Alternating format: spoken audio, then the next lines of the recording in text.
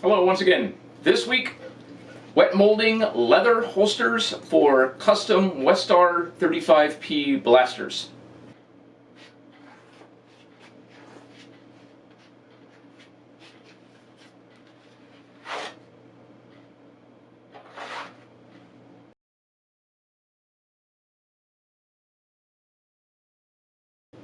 So right before DragonCon, I downloaded and printed my son a couple of custom Westar 35P blasters. Don't remember the maker's name, but I'll put a link and or a comment in the description that gives that guy credit, because these are pretty nifty. They're lightweight, they're nice, they're pretty classy in my opinion. My son liked them, but needed a set of holsters to go with them. So instead of just the standard Avengers style fold-over holsters that I usually use for our kit, I went ahead and wet molded a couple of holsters for his. And then while I was at it, I made him a belt, a custom aluminum buckle, and some pouches.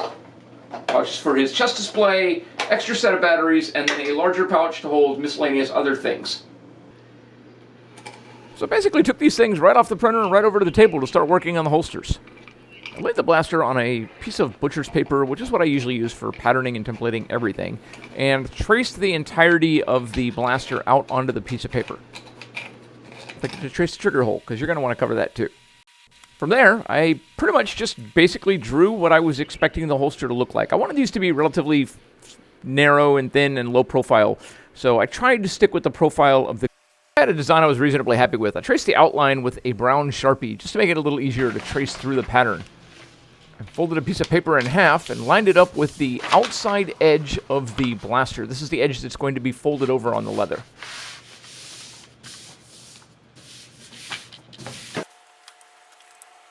Then copied the template on top of the other piece of paper.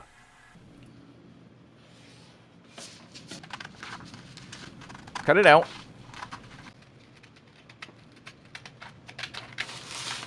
And then test fitted it. Now, with a wet molding holster, you're actually going to stretch some of the leather, so you don't need a lot of extra room. In fact, you don't want a lot of extra room, because if you leave too much room, the holster won't fit, or the blaster won't fit snugly. Unfolded the piece of paper and then started laying out where I was going to put the leg straps. Now, I'm using 1-inch leg straps on my son's holsters. I think I used 1/4 inch on my wife's, and found those to be a little too small. So basically just used the grid on the cutting mat to lay out where the things were going to be, and then labeled the holsters so that I knew which side I needed to put up on the back side of the leather for a right or left holster.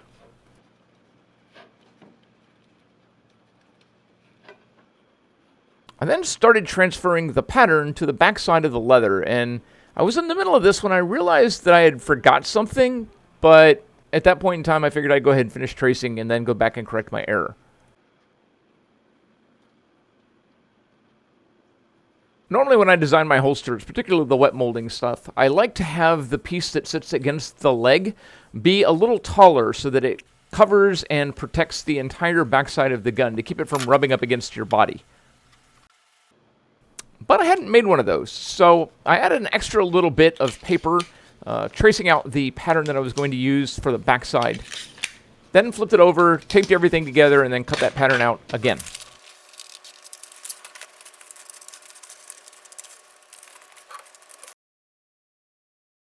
Took that back to the floor, put the pattern back on top of the pieces that I had already traced and added in the back.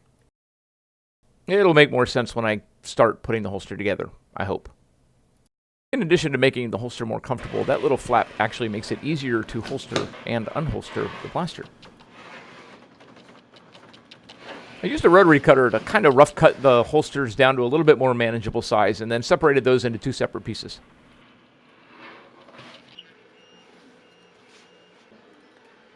Finished laying out the leg strap holes that I started earlier and for whatever reason abandoned the project in the middle of. Yep.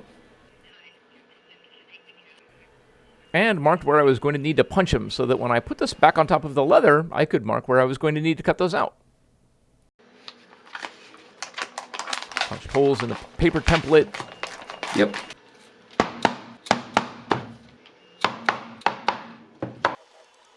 And then transferred those to the leather.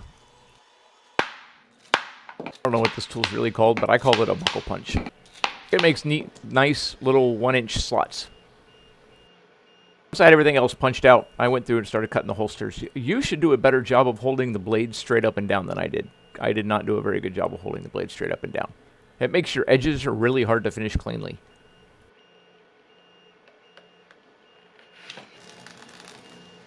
Mark the edges of each side of the holster so that I don't over apply the contact cement.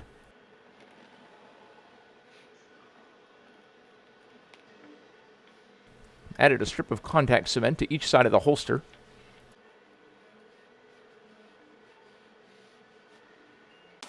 And very carefully folded it over because you get one shot at this.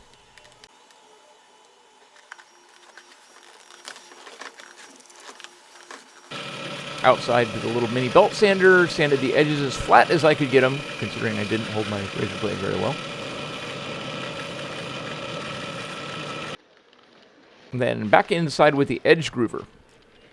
If I do it right, this is going to protect the stitches from wear and tear brushing against the body. Hopefully, they'll sit inside this groove. I personally find it easier to do this before you bevel the edges. Once I had the edges grooved, I went through and beveled all of the edges. I used a black heavy-duty nylon thread and the machine to stitch the holster all the way from the bottom to most of the way up the top. Don't go too far, or again, you won't be able to get the holster, the blaster in the holster. And now it's wet molding time. So I personally submerge the leather in a Tupperware container of warmish water until I stop seeing frequent bubbles emitting from the leather. I personally like the leather to be wet, but not completely and totally thoroughly soaked. Having said that, I would imagine if you ask a real leather worker, they'd probably tell you that I'm doing it wrong. But this works for me. Also, for the record, this particular clip of the video is not sped up, so you can get an idea of about how long I held the leather in the water. Once it's out, I just very slowly and carefully insert the blaster into the leather holster, being very careful. Once the holster is in as far as it can go, I start very gently massaging all of the corners and bevels and stuff like that with my hands. After I've done as much as I can do with my hands, I use a combination of different things. They actually make tools that are better for wet molding than this, but I'm just using the handle of my edge beveler to help set the different grooves and creases in the blaster. Personally, I have found it easier to start off light and just alternate between fingers, handles, groovers, whatever you can find that make nice creases in the leather. And I just keep moving around the holster a little bit at a time. Take your time, be patient.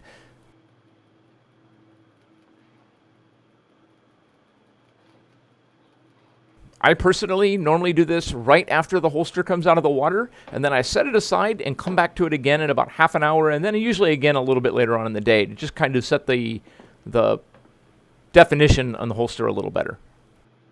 One thing to note when you're wet molding is the better the definition, the deeper the set, the harder it will be to holster and unholster the blaster. And while the holster is still nice and wet, I use a ruler and a couple of 1-inch straps, thick 1-inch straps that I keep around for this purpose to set the leg straps in the holster. I just find it makes the leg straps easier to adjust, and it also keeps them from interfering with the blaster when you're reholstering it.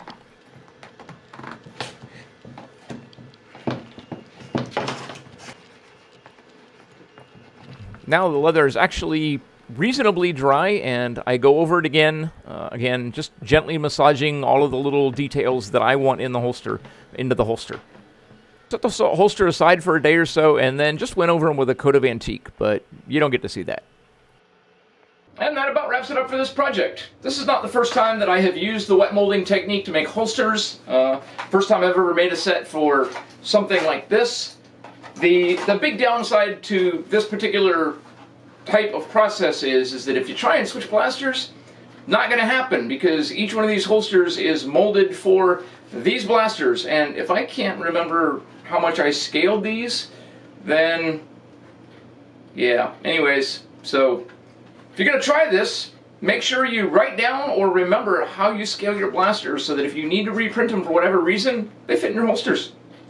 Have a great week.